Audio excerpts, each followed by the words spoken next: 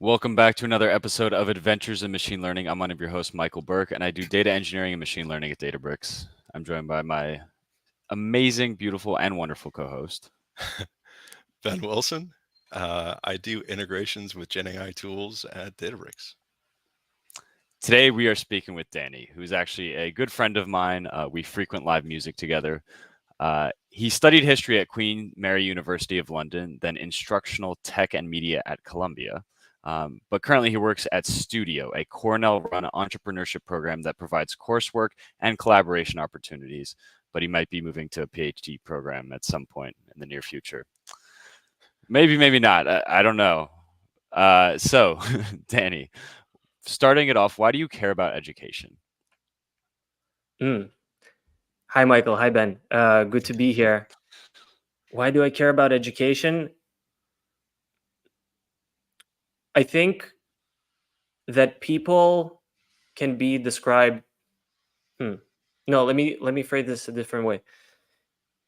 The best version of us is the sum of our positive influences, or maybe even more. But either way, every person at their best are a product of their best influences. We don't just, grow into who we are on our own. We grow into who we are because of the help we get from others, be it our parents when we're infants, older siblings, maybe teachers. And that's, where we come into education. I just love to see people grow. And I think it's important. And I think we should keep growing and never get fixed into a zone of comfort intellectually. We should always seek out new information. And the people who can help us do that, I think they're instrumental to keep society rolling. So I just figured I would like to devote my time supporting people who are great in those ways. As an education professional, how do you think about nature versus nurture? I go heavy on nurture. I think nature gives us the temperament and a few base qualities, but nurture is huge. I guess it's because, well, we could go into philosophy. I believe in free will. Like there was a writer and a poet, Isaac Bashevis Singer, Nobel Literature Prize laureate, who said that we have to believe in free will. We have no choice. So just to, just to be an optimist, I believe in free will, and therefore I think that we can change our predicaments and change other people's predicaments. And so I think nurture, and from what I've seen, good nurture can do a lot, and it basically shapes us. And nature, we work with the nature, but nurture can do a lot. Ben, what are your If that, thoughts? if that's, So I don't know. many. What do you guys think? I mean, I 100% agree with everything you said. I think all three of us are peas in a pod on that topic, based on the years that I've known Michael so far.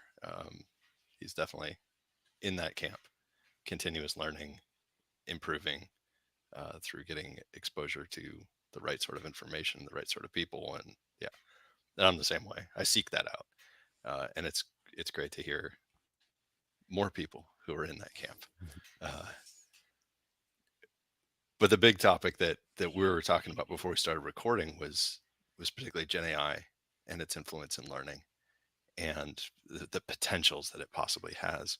The first thing that popped to mind when talking about nurturing for me is at different developmental stages of a learning journey that somebody would have over their lifetime. Do you see if there's any what is the split between positive and negative influence that providing a very attentive, always on sort of nurturing force would have? So if we were to compare something like, okay, we have an AI that can help teach and mold somebody into that best version of themselves by stimulating curiosity and igniting that innate human ability that we have to explore our existence. Do you think that there's a difference between how that would impact somebody who's 4 years old versus somebody who's 34 years old? And do you think about that in your research? And Yeah, it's an interesting topic. I spent some time thinking about curiosity a few years ago. I was really focused on it. I think it comes down to a statement that, you know, people might disagree with.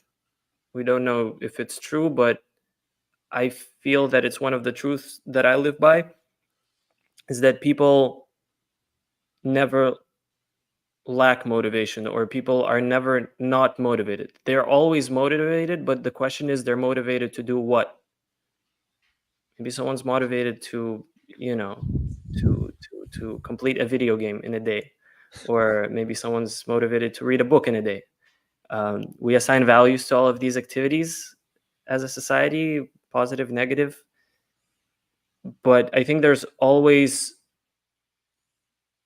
I don't want to sound like I have, rose colored glasses on at all times, but I think I do a little bit. But I think it helps. I think that there's always a reference point that's familiar to a person. We all have reference points or topics that we're interested in that just connect with us. And the interesting puzzle for me in education is, how can I find the right reference point to reach the person?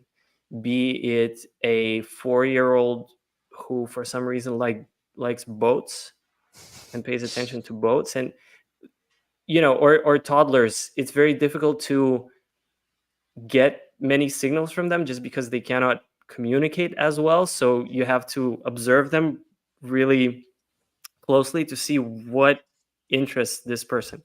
Mhm. And then, you know, teenagers who might be not on their best behavior and rowdy, I always wonder what's going on there and what motivates them and where are they going, and then looking how to integrate my goals with their goals and see if we can work together so that both of us achieve the outcomes that we can. And the adults as well, same thing. Just looking at when they're most interested, what they're most interested about, and seeing how we can just use these reference points or points of entry to push the conversation forward. Um, yeah, including how they communicate with AI. I don't know if conversation agents, the large language model conversation agents, currently have the capacity to understand reference points, but the fact that they can bring up examples for a situation that might be relevant for a person who's seeking knowledge, I think that can help. Like, I some of the students that I work with are high school students, and coming up with examples that are relevant is the key thing. And definitely, large language models capability to explain how a business works in terms of, sneaker resale, that's big and that's usable, like right now, like tomorrow in a classroom. So yeah, it's about entry points. I hope it answers the question. Let me know if it doesn't, No, that because was sorry, I went on a ramble there. no, that was a fantastic answer, and it aligns to my own personal experience with using Gen AI daily. Um, like, yeah, I use ChatGPT quite often for tactical use cases, but I also have a different setup that I've done with that interface, and I also evaluate a bunch of these other providers to test their capabilities for work, of course. But there's also uh, I've always had a predilection from a young age. I remember how exciting it was to go into my town's public library and go, like, I'd go there with a couple of friends, and they go off to the comic book area. And I was always the nerd who would go over to the reference section, and I had something that I was curious about, maybe on the walk over there, or something I was thinking about the last week. I'm just like, I know nothing about this, but I want to learn just at least a cursory amount of information about this. So I go and like try to find a book, or go get the encyclopedia and go like read about this, and just feel satisfied that I'm like, hey, I now understand this a little bit better. I don't know really what is going on here, but at least I know a little bit about this. And I think that general knowledge is super useful, so that you just, not so much in the, oh, I now know trivia. It's more like, I now know what this is. So if I need to learn more about it later on, I have that base that I just built by going to get that reference material. And then fast forward, you know, from that point, 20 years, to when, I'm an adult and this website comes out that is so ubiquitous these days, and it's even used for the evaluation of Gen AI right now, and used as a training set for Gen AI. Wikipedia, everybody has interfaced with it. I used to spend free time just doing Wikipedia crawls, where I'd pick a topic and I'd open every link on the page, and then I wasn't done until I'd read one tree depth down, so that I kind of understand that topic. And just it was really fun for me to just kind of do that and be like, oh, now I know this, something about this. Is this the academic truth of this topic? Probably not. It's not as deep as you possibly can go. But at least I have this level of understanding that ignites curiosity in my own brain. And I've applied that throughout my career and throughout my life to like teach myself new things. Like I've understood that pattern of, this is how I learn, or how I like to learn. And I like that reference material. With the advent of advanced chat models, particularly when you're talking about, GPT 4.0 and its capabilities, I'll maintain like a different, account with that, that's just for my curiosity. And it's shortening the time that I would otherwise, which I don't have anymore, to do a Wikipedia crawl. I can get that distillation in seconds and read through it in 3 or 4 minutes, and then start asking leading questions about additional topics. And I can scratch that itch pretty easily. And I think that is, for me, the application of this technology, provided that, there's appropriate guardrails for age appropriateness and topic appropriateness, is incredibly powerful, of like creating that satisfaction that I think we all have about, getting through that curiosity phase and feeling satisfied of learning something new. Yeah, that's wonderful. I mean, if you are a curious person and you have the resources you need to pursue new information, that's the best, right? Since you were always curious and you had the library to go to and the attention span to browse so many books and still be interested, that's great. And the fact that right now it's easier and easier to get information you need, that's just fantastic. I think even I don't know how you both, I'm actually curious to hear how you both deal with this, but when thinking about curiosity, I also think about not the impulse, but also a more consistent practice that you build being curious and exhibiting curious behaviors. No, sorry, that was not exhibit, just acting on your curiosity, because, for example, one vivid example that I've had in my head for a few years from a conversation with someone is when you're walking around a city and you see street names, you sometimes have the question in your head for a split second, like, oh, I wonder who this person is. But the question is whether we pull out our phone and we look it up. And we can't be curious because the question pops up, but then my question is, how do we remember to act on the curiosity and That's actually do the thing and seek new information? And then another question is how much of that information stays in our head, you know, because we might, look something up and then in 5 minutes we don't remember it anymore. So it's interesting to think about distribution of attention across new info and how much of it we can or should intake, because there's so much information, and in theory yeah. everything is so interesting, but in practice how much can you read or watch or listen to a day? It's I kind think of I can give a concise answer. Yeah. yeah. I like the feeling of not knowing stuff, and I'm very directed with where I spend my energy. So for street names, literally yesterday I said, I forget what it was, but there was like, oh, I don't know what that is. We could Google it, or we could just never know. And I like the we could just never know line. It's actually kind of fun because I don't know. There's a lot of beauty to not knowing stuff and having it just be magical. Like, for instance, when you're a chef, food tastes very different when you're not a chef. When you play instruments, music sounds very different when you don't play instruments. When you're a ref in basketball, the games look very different.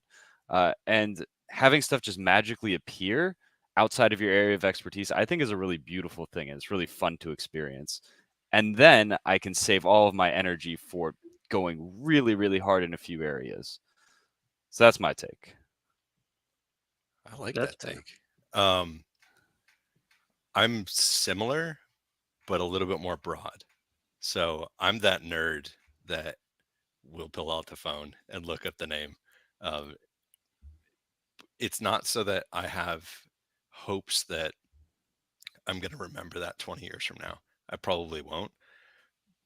If it's just, general references that have no impact to the mental model that I have of things that I'm curious about, but I'll still do the lookup in the hopes that there'll be some reference point to something in my own past.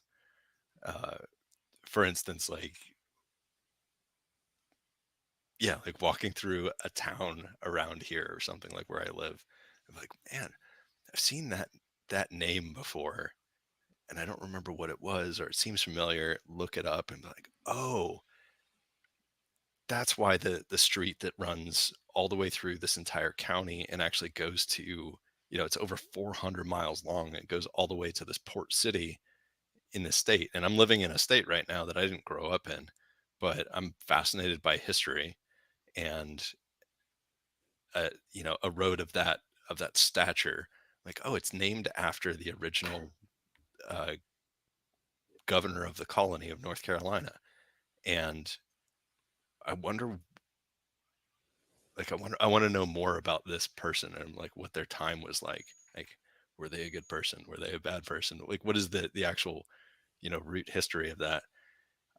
I didn't have that curiosity about history until I read a single book in my freshman year at college, which was Howard Zinn's People's History of the United States, which blew my mind because it was so antithetical to everything that I had learned in school up until that point.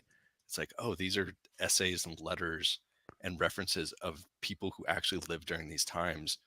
That is not the society narrative. It's not the one that governments like to promote in education systems. It's the actual real story. And a lot of it's super dark, and it's full of a bunch of events that are, I could understand why the government wouldn't want to teach young children that it used to do things like this 200, 300 years ago. So now anytime I have something that's like a historical reference to something that there's probably a story here that isn't true, that has been crafted to make this be smoothed over, and then you go look it up and you're like, yeah, I was right, and I'll remember that for decades. And every time I go on that road, I'll think of that, and then start thinking about, oh, there's another road that's 20 miles down the road down the road that has a very British sounding name, or it sounds like it's somebody from Scotland. Why is this name? And so it incites that curiosity. So I always do stuff like that just in the hopes of making a connection. But if anybody were to look through my search history on any browser, they'd be like, what is wrong with this person? Like, why do they search all this random junk? Because I'm constantly doing stuff like that. And with Gen AI, it's even worse. Like in my account with ChatGPT, I'm sorry, OpenAI, of all the ridiculous questions that I ask, because it's just filled with random nonsense. I just bought the book. You were going to say, Daniel. No, but that's good. I feel like as long as it satiates the hunger that we have, either it's just hunger sometimes for new things or hunger to discover something every day. It's great that we have it. But from your perspective, how do you ignite that in like through the education system? What's the what's your theory on the best way to get as many people activated in that way so that they are curious about not just about themselves and things that are very insular to just their own existence, but more to an industry that they may work in, or the society, the neighborhood that they live in, the society that they live in, their fellow humans or their environment. Do you see that Gen AI application in education would provide a means to sort of spark that fire? And just Mhm. sorry, adding one layer, is that the fire that you're trying to spark? Because I feel like I wasn't curious about the SATs, but I did study, and so that's maybe a different angle. And that's not curiosity driven. That still gets results. So, what is the fire that you're trying to spark? It's interesting. The sparking the fire metaphor is helpful as well. I think, first of all, we should say that it depends on the age and on the predicament of the learner, because we have the traditional schooling system that is just, the conveyor belt that we all go through when we're kids. We do 12 years of this and then most probably 4 years of that. And as we go through that kind of process, I don't know about you guys, but I think most people don't question why they're in school. They're just like, yep, we just got to do this. We're growing up. We need to learn all these things. And then, then we'll be adults and we'll see. So in that case, I don't even know what kind of fire the students themselves are looking for to spark. I don't know how, how often, and maybe it depends on where the students are in the world and what kind of school they're going to, but I don't know how much of school is just inertia for people, that this is just something that needs to happen. And I know that there's a fair amount of people who feel the same inertia in college as well. They're in college just because that's what you do when after school. A lot of people hold that belief. So in that case, I feel like it's more difficult to spark the fire, maybe because the learners don't have that. We call that metacognition, is when students think about the way that they think. Mhm. So and think about their learning strategies and how they acquire knowledge. I don't know in these formal education systems whether, to what extent the students, well, not all of them, but some, maybe a large portion of them, are looking for that fire themselves, or they're there just to be there. But in other contexts, if we're thinking about, for example, museums where people go on their own accord, they're not required, and also adult learners. Once people get to master's, doctorate level education, professional education, executive education, we feel like adults can be responsible for their own decision, and they go into a learning experience already knowing kind of what they want to get out of it and what they want to learn and what they want to get better at. So I would say that it's easier. The extracurriculars and the continuing education is easier. Traditional education is more difficult. I've mostly been working with continuing education and extracurricular. Most of the work that I've done was either with graduate students, so MBA students, executive MBA students, right now at Cornell Tech, engineering masters and law masters, or with high school age kids who are in experiences that are extra to their school. So it's summer fellowships, summer camps, summer school programs. And in all these cases, I think I've had an easier job sparking the fire than people in teachers in traditional education systems and professors at universities, just because the students were in the classroom knowing that they want to be there and choosing to spend their time in that classroom as opposed to somewhere else. And still, I guess the problem is that some people might come to schools just to get a piece of paper to get a job, even for masters, just to show a potential employer that they've made a pivot to a different field. So then it's more difficult to establish that ground, like, hey, what are we doing in this classroom, and for what reasons are you here, and why do you want to be present? But then again, we just come back to authentic context and what the student cares about. That's why I really enjoy entrepreneurship as the discipline in which I do my work, entrepreneurship education. It's because people who really want to do it, they craft their own journeys and they select a topic of interest, where to launch a business, or where to do a case study, or what to analyze. They're almost naturally drawn um, to what they know, not to what they know, well, partly to what they know, but to what they're interested in. And then the question is how to not make it boring for them, how to keep them interested as opposed to make them, because they are interested, but how do you keep them interested and don't overload with theory that doesn't connect to their context, and maybe help them uncover a certain layer, just as you see a familiar name as a street sign, and then you uncover that they have like a connection with this other person from history, and so on and so forth. I feel like people like making connections like that. I really like explaining when I see high school kids who come to class in all the sneakers, the Nike SB Dunks and whatever. I really like to bring up the supply chain of how sneakers are made. Just when we talk about supply chains, I feel like that always works for the students, and they're always excited just to know how much their Jordans really cost to make. So yeah, I feel like I hope I'm not repeating myself too much, but I just look for access points and meeting students where they are and see where I could direct their attention next. And it takes a lot of iteration. But at the end of the day, if it's successful, it gives just outsized returns on the students' engagement and overall vibe in the classroom, and their achievement at the end of the day. Do you see a system within the next, like, with the rate of advancement that we're seeing in Gen AI and applications, and particularly with very advanced systems like super advanced agent applications, uh, do you see something within the next 5 years that could be broadly accepted, that would be an assistant that actually is personalized to target this?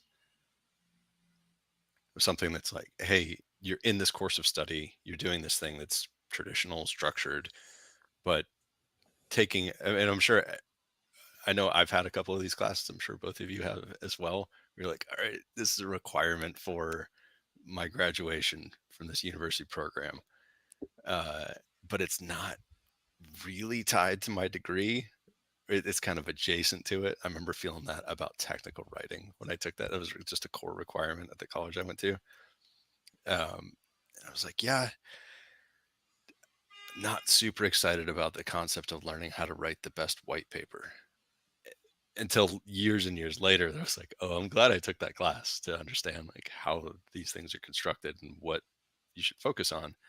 But during the class, I just felt like it was a slog because I couldn't connect the dots, and the professor really was kind of checked out and didn't really provide that to the instruct to the students. Do you think that focusing on applications, or do you think that's going to be something that is widely available, where it's like, hey, there's this thing that you give it a syllabus, and then it already understands through contextual storage of the history of conversations that you've interacted with this tool, it knows how to present that information for this person? You're like, hey, yeah, here's the topic, but here's the things about this massive amount of information that is going to engage you the most, or present it, craft it in such a way, because that's not scalable from a professorship perspective. You know, any teacher anywhere with a room full of students is not going to be able to craft 120 different lesson plans. Yeah. Widely available within the next 5 years? I would say yes, to an extent. I think it can be widely available right now, even to a limited extent, because we've already seen that, with for example ChatGPTs or OpenAI's custom GPTs, where you can build a persona that always has the same like additional context in mind, and you can chat with them on a given topic, and they will always reference not only what's in their training set, but also something that you upload, like a syllabus, for example, workbooks, additional readings. It's doable. And I think with providing functionality, like providing you extra examples or explaining some concepts, probably not math, but maybe, social sciences, distilling economics theories, or history narratives, it is possible that it performs, something. It gives output that is something, and it's widely available. Yes. My few questions here are on the quality of the output is number one, and number two, I guess the rate of adoption and how widely it's actually used. I guess personally, starting with the nature of the output of LLMs. This summer we did an experiment where we created AI study buddies or AI teaching assistants for students in an entrepreneurship class. Those were high school students, and we basically gave them custom GPTs for every topic of the course to submit their work to.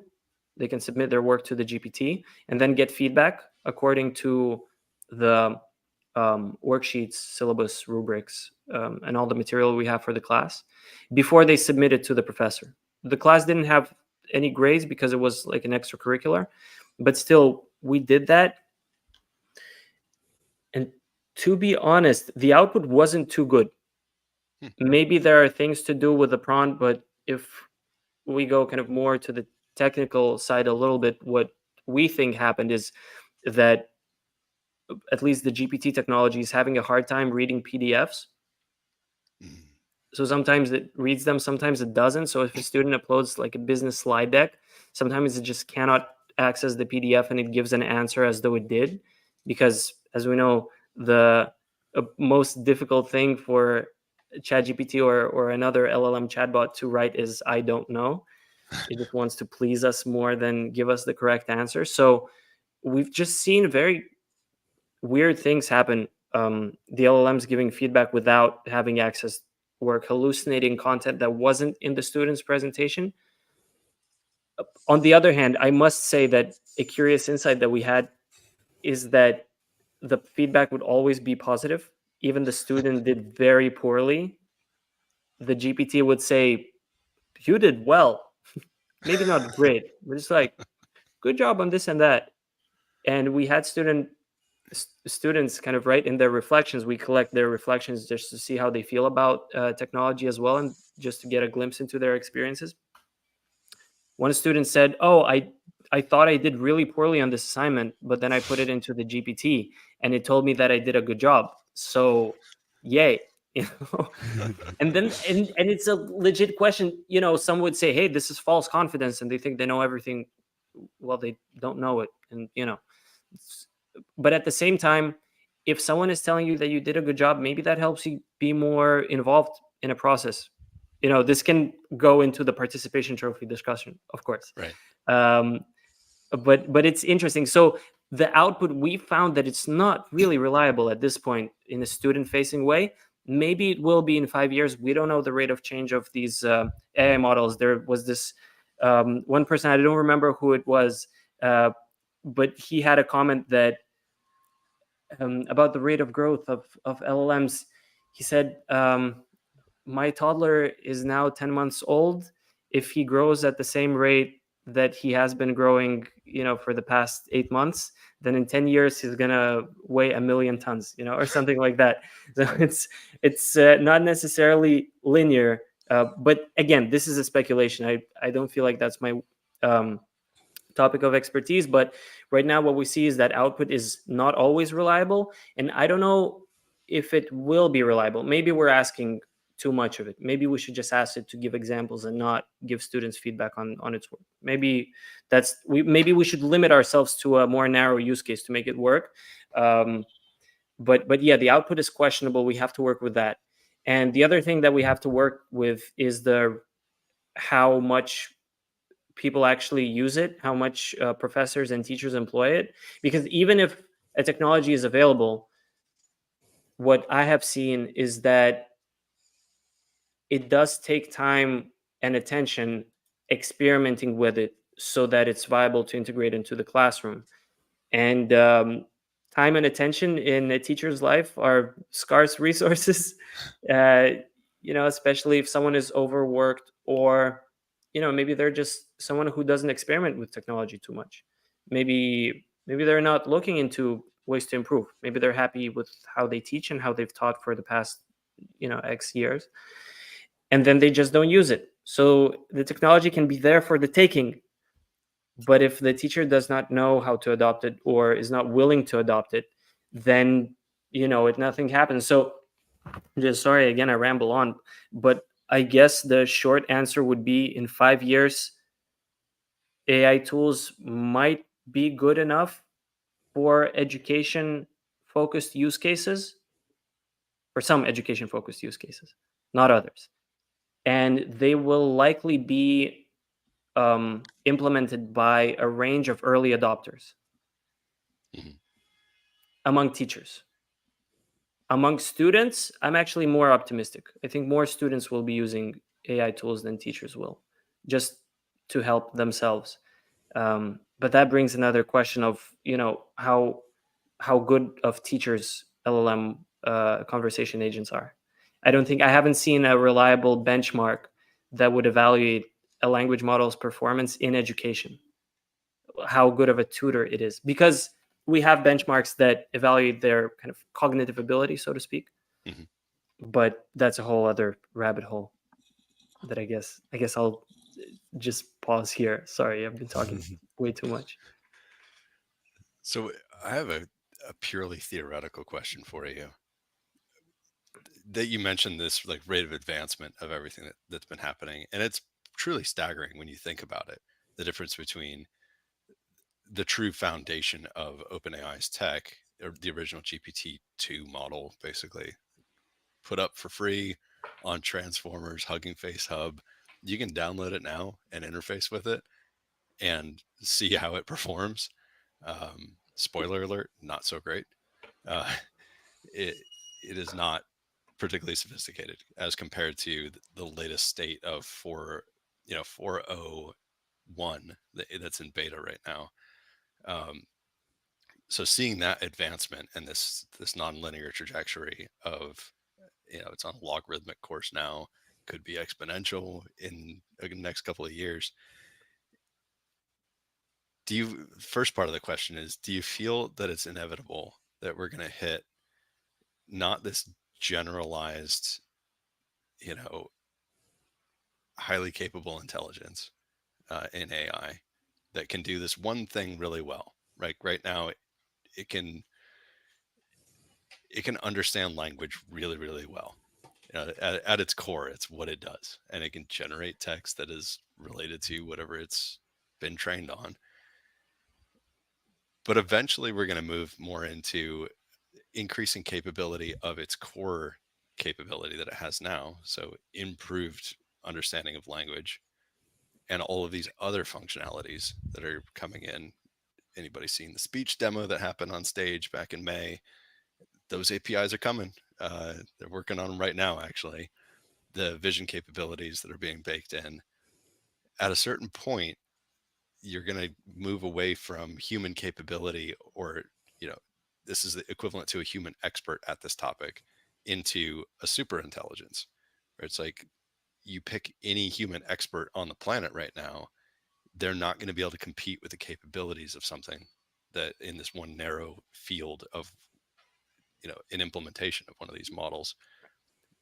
When we start coming to greater and greater capabilities across the board that sort of understand processing as the human mind does, without the whole experiential context that we have by just being alive and living on a planet in a society, but all the other skills that we venerate. Do you feel that at a certain point it's going to be impossible for Luddites to ignore? So a teacher that says, I'm not interested. I had professors years ago that uh, they refused to have stuff like an email address. They just wouldn't use it. They're like, I don't see the point. You need to contact me, come to my office hours. Or professors are like, I don't use phones, like cell phones. Here's my landline. You can call my office. If I don't pick up, I'm not there. No, you can't contact me outside of that. And there's still plenty of people on the planet that are just like, yeah, I don't want any of this stuff. But there's a point at which a technology becomes so compelling that it's almost impossible to live in modern society without adopting that. If we get to that point with these technologies, where does that leave the education system? If the response from feeding in that syllabus to that course is a rewrite of the syllabus and a critique of the nature of the instruction itself. So it's almost like an attack on the instructor when you're interfacing with this thing, and it is fully capable of creating a more effective lesson plan and a means of interacting than a human teacher ever could. And then there's metric data that proves through cohort analysis of people that use this and their teaching methodology, they are academically more proficient by a statistically significant amount than those who attended traditional. Where does that leave education?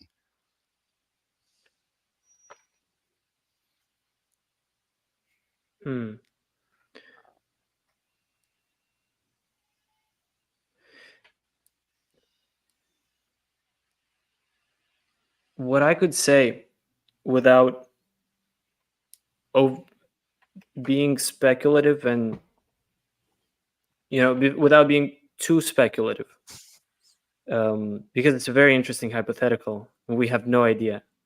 But the thing that I notice that I think we should pay more attention to is this tension between the world of productivity and the world of education when it comes to adopting AI tools and celebrating the promises that they give. In the world of productivity, we appreciate how technology like language models remove friction from our work. They make things more seamless, more frictionless, faster, easier, and we love it when we try to get things done. But in the world of education, and it's the topic that I guess interests me the most right now, this friction is necessary. We need to struggle to learn just cognitively. We need something that's difficult, not too difficult, but not too easy to grow. We need to engage with a complex problem. We need to, think about a history essay question, which is, to what extent factor A or factor B played into the rise of, Napoleon in France. We need to tell ourselves, we don't know. This is a problem that's difficult. Let's think through this. And when we start thinking through this and then we start writing about it, I feel like that's when we gain knowledge. And if that friction is removed and it's no longer there, then we don't grow as humans, which is, it might be a problem. I'm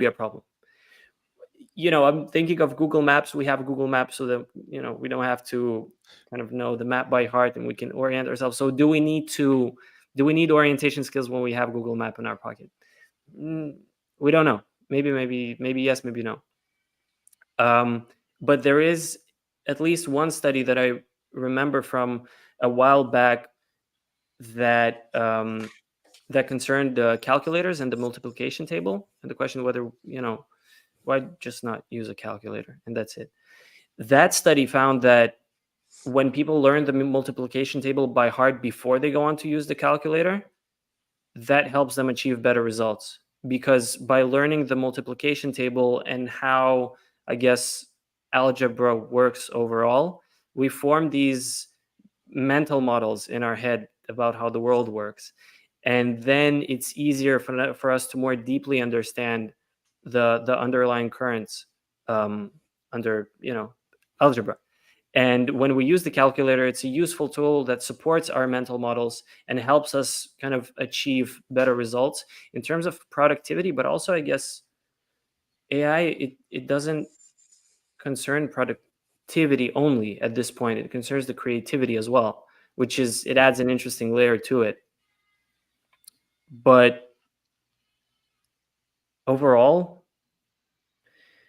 yeah, I don't know if there is something that's smarter than us.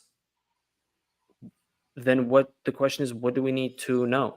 Like, can we have just super intelligence take care of us at all times? Can we just, as people say, just lie on the beach and have it take care of us? Well, I don't know. I feel like, going back to what we talked about earlier about our curiosity, we always, some things we're okay not knowing, but we always want to find out more, period. We always want to find out more. We need to know what's going on. And it's really difficult to say how things will go in the future. Maybe we see, we both see the positives and the negatives, but I guess it depends what people create, honestly. It just depends what people just sit down and create and make and release into the world, and see what implications there are. And the best we can do is just to have the educational consideration attached to it. At everything that we create, let's see how it impacts education, and how we can work with that new technology and integrate it in meaningful ways, maybe bypassing the shortcomings and going straight to the benefits as much as we can. But yeah, it's a tough one. We don't know. I want to find that out. That's why I want to do research. I want to just figure it out. Yeah, that's Yeah. admirable. I mean, I'm personally optimistic about the direction that everything is going in, and I don't. I get the counter arguments that people have about, like, whoa, it's just going to be this tool that we can ask anything and it's just going to solve it for us, so we're going to become dumber as a species. I don't buy that, and I don't think that that's a driving force biologically for us. We've evolved to tackle problems, and a person in isolation who doesn't have meaningful problems to tackle, or new things to explore, new adventures to go on, we're always looking for that next horizon as a species. And in order to get to those next horizons faster, which I think is also a driving force for most humans, uh, doing it in a safe way and an expedient way to hit all of the things that we, because without thinking through the impacts of things that we do that satisfy our inner nature of doing more, having more, building more, we as a species have done some things that we regret, right? Everything from exploitation of the environment to wars being fought because resources aren't as plentiful as the people would like them to be. And having a super intelligence around that we can interact with, that can weigh the consequences or potential consequences of certain actions and help solve problems that we biologically are incapable of having that knowledge base to go off of and do those calculations or estimations. Something that brought this to mind for me, it was something we were talking about before we started recording, about like sci-fi influencing our minds, or like popular culture influencing our minds with respect to entertainment. I've been getting caught up on For All Mankind, and I'm watching the season now that they're on Mars. I think it's season 4, and I remember like sitting back and thinking through the problems that they faced on their first initial landing on Mars in season 3. And the nerd that I am, I'm just thinking, like, what are they doing for radiation protection? And I don't think that that would be viable for them to be spending so much time out on the surface and then having this little hab that they built that's just sitting on the surface. Like, they're going to have so much DNA damage. And of course, the people that are writing the show, they probably consulted a few people that know a little bit about this type of stuff, but they're not talking to every expert that's out there. They're not talking to nuclear physicists or or medical professionals being like, what is the effect on the human body of having a very thin atmosphere for an extended period of time? They covered a little bit in like the moon phase of what they were doing, and I just started thinking like, whoa, what if there was a super intelligence that you could be like, hey, here's our plan. Here's all 37,000 pages of our plan to go to Mars from, NASA Ames Research Center in JPL. Here's like the high level plan. Can you review this and come up with recommendations of how we can not kill people and not have these issues happen?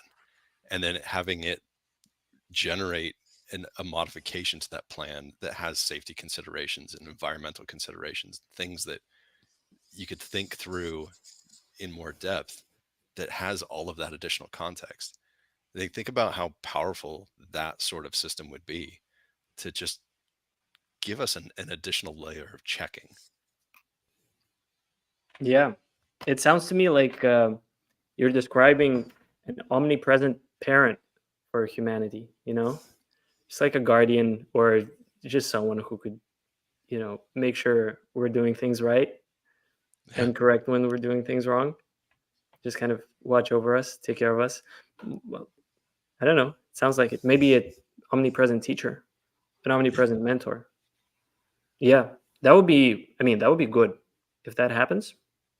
I would take it if we live to see it. Maybe we do. Maybe we don't. Michael, what do you think?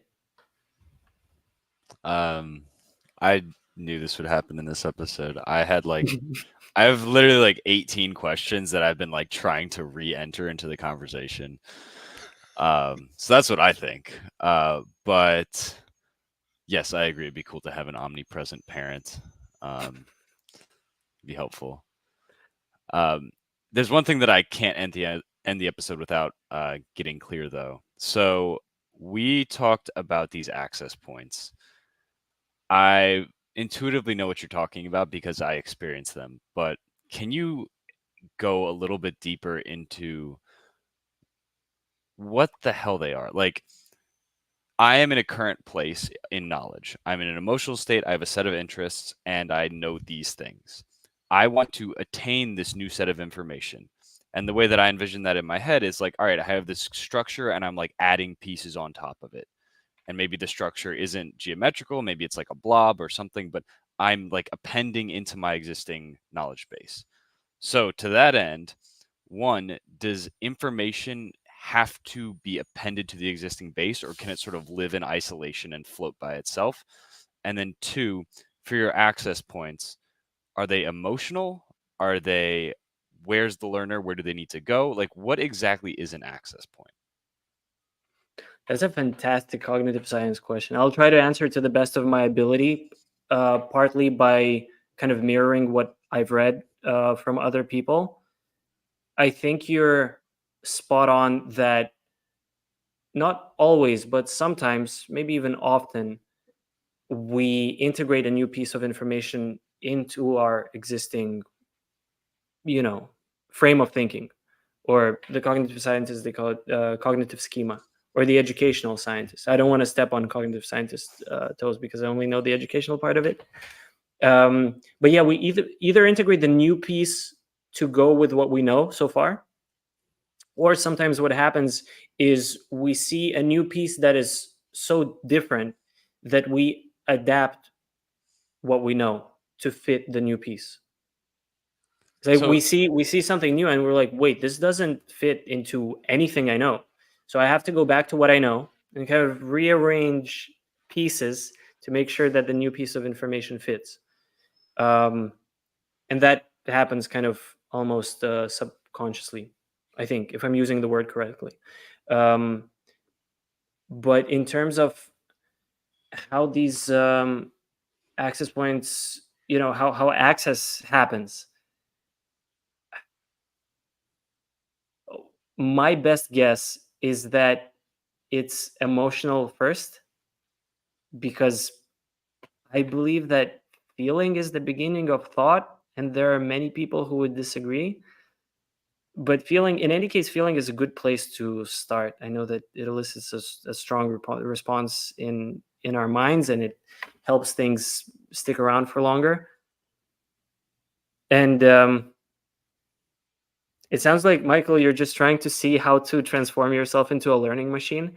Like, how can I best learn the new information? Maybe let me know if I'm wrong. But it is, I mean, it is a good quest to have. You're not wrong. Yeah, I think it's just connecting things to what we know. I don't know if things can live in isolation. I think it just goes back to our overall cognitive schema and to what we know, and we make those associations whether we know it or not, and maybe it goes back to something that's familiar to us from childhood. Maybe Got it. So it sounds we like don't know. information doesn't live in isolation. It has to fit with your existing cognitive schema. Yeah, I think information never lives in isolation. We have to make sure that, well, we have to make sure it's not a conscious effort, but we have to make sure that it it just fits with everything else that we know. Yeah. Yeah, Um, it's like an unconscious like reorganizing of the brain, as you said. That makes a lot of yeah, sense. yeah. So I guess a strategy would be, just to expose yourself to as many things as you can and see what sticks and what doesn't, roughly speaking. But at the same time, as you do, I think it's useful just to notice these path dependencies, like Yeah. being like, okay, I like music. Why do I like music? Oh, because I'm interested in how it's produced and what instruments are used and how the digital instruments and synthesizers work and everything. Okay, I'm interested in synths. Let's see, how color is being altered in movies and how color production works. One is sound, another is color, same principles. Okay, I know about that. Let me see how data management works at a large company. It's also kind of being on this big synth, which is a database, and tweaking knobs just to see what works. And you know the thing that I would love for people to think more about is that things are more connected than we think they are. And I think what I think happens is that people, especially adults, they sometimes close themselves in a silo, and they form an identity that's pretty stable, and they just think some things are not for them. I think, you know, sometimes the new things are worth a try because you never know what connections will form with your existing cognitive schema, and maybe they'll give you more ideas. Yeah. That makes a lot of sense. Just thinking through your explanation, I can see my like data science brain using analogies about like search algorithms and like optimal efficiency from getting from point A to point B for this like building of new knowledge. Um, yeah, that makes a ton of sense. Ben, do you have thoughts? Oh yeah. I mean, Yeah, I think what you just distilled is the point of traditional formulaic education, or I think that's the optimal goal of it. Is like I remember like when I had my first kid interacting with, like I went to go to the kindergarten classroom, and I was just like, man, what do they do all day long? Like, okay, I see there's like all this arts and crafts stuff, and then there's like a reading nook, and then there's stuff where they're doing like basic arithmetic, and then they have all these projects that they're doing that are in all of these different disciplines to try to spark curiosity.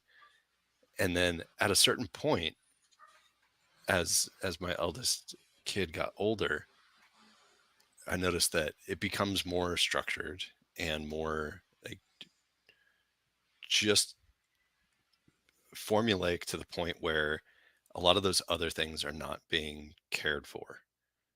Of like, hey, you're not, you're learning, your English class, your math class, your history class, some form of science, but then everything else becomes kind of electives type stuff. It's like, oh, this is an after school program if you want to do it. And I remember thinking just like, why isn't all of school like the after school program, where you start having specialization earlier in the time, uh, because the kid that I'm talking about, she just started NC State a couple of months ago in their digital design. Specifically, it's like 3D art for stuff like animation and video games. It's what she's really passionate about, and she's phenomenally good at it. And That's I was just like, fantastic. man, where did Congratulations, by she the way. where did she learn all this stuff? And I remember, buying her stuff like, oh, here's your laptop that can do this type of art that you're talking about. I have no idea. Like, I'll set your laptop up for you. I'll buy the software that you need, and this crazy tablet that's basically a screen with a pen. And I was like, this is the stuff. Like, I looked this up, and this is what they use at Pixar. And she's like, oh my god, this is amazing. And then within a couple of hours, seeing the result of the first thing that she made with it, I'm like, I'm not even remotely capable of doing anything like that. And then that sparked curiosity in me. I was like, I wonder if I could do something with digital art. And I did a couple of drew like a landscape thing. And she starts critiquing. She's like, oh, maybe you do a little bit different here, and like shading here a little bit different. And I was like, yeah, I can do that. I was like,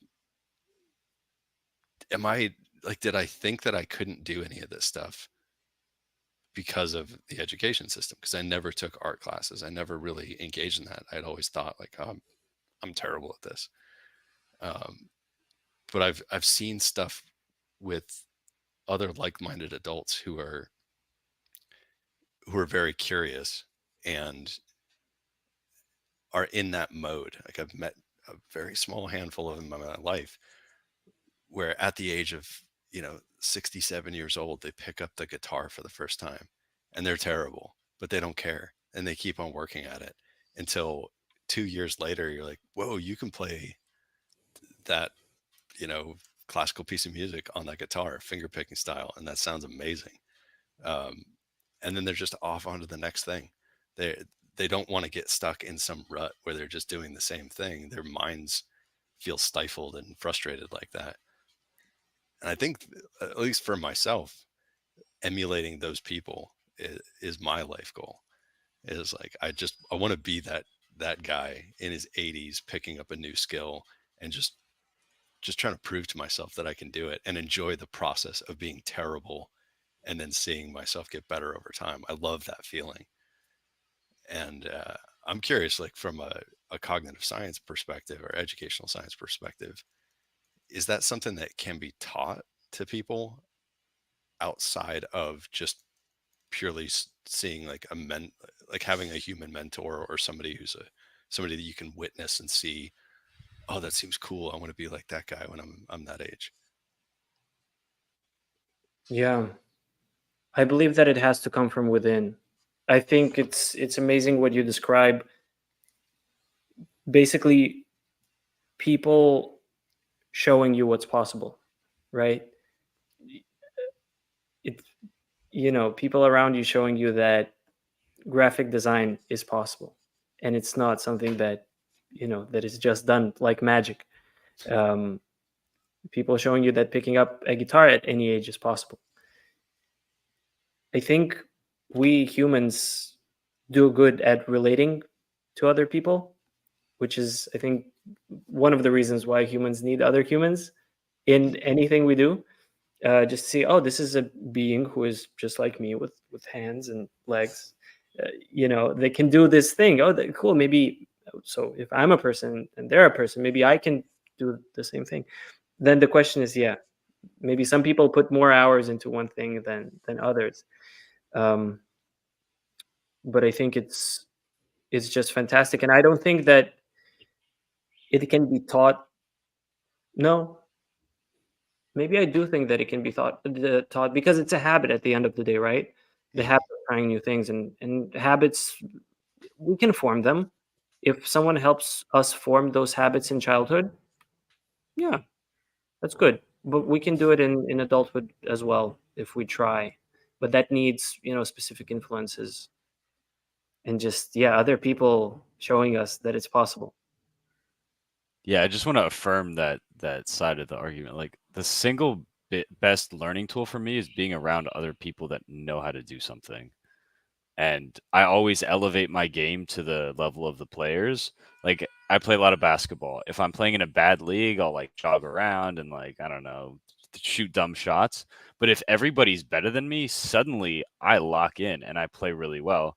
And then if I go back to that bad league, I get reminded of like how much growth I can make in such a short period of time.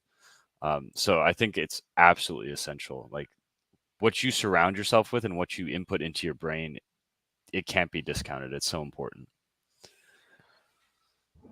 Yeah, fully agreed. It's the right environment in terms of the people, in terms of information we consume as well. I mean, Yeah. it's a whole topic, I guess, for another day. But the information diet that we're on is really important. Just what we see when we pick up our phone in the morning or in the afternoon or evening, any time of day. But especially in the morning, what do we go scroll around, which can be good as well in its own right. And who do we follow and who do we listen to? What information we allow to reach our minds? It's fascinating, and our body as well. Let's not forget our body. Just overall, just taking care of ourselves.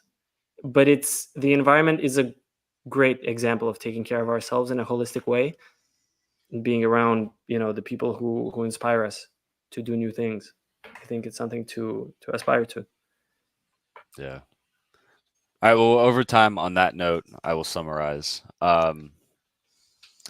Once again, there's like 8 hours of topics that we didn't cover, and I'm mad about it. But some things that stuck out to me, at least, there are many ways to learn. It can be curiosity driven. It can be willpower. It can be via someone telling you to do it, and finding ways to sort of access whatever motivates that specific person is really important as a teacher. And we discussed this concept of an access point where you can sort of reach someone and start sparking that fire. I think we all know it intuitively, but it's sort of hard to define. Information does not live in isolation in your brain. Your brain unconsciously rewires to make new things fit. And there are really important implications for that because if you're trying to acquire something new, you need to go from point A to point B, and there's no sort of jumps. There has to be a continuous scale where you can incorporate that new thing into your existing worldview. And then also education is super highly dependent on the age of the learner. So Danny, if people want to learn more about you, your research, where should they go? They can reach out on LinkedIn. To be honest, I'm online once in a while. Just shoot me a message. I'm Daniel Hiterer. Last name is Hiterer. Just reach out. I'm here. Happy to talk. Happy to tinker together. Cool. Yeah, that's me. Awesome. And also, Michael, well summarized. Oh, I appreciate it. Commendable. No, Thank you for that. Thank you. All right. Well, until next time, it's been Michael Burke and my co-host, Ben Wilson. And have a good day, everyone. We'll catch you next Bye, time. everyone. Thanks for having me, guys.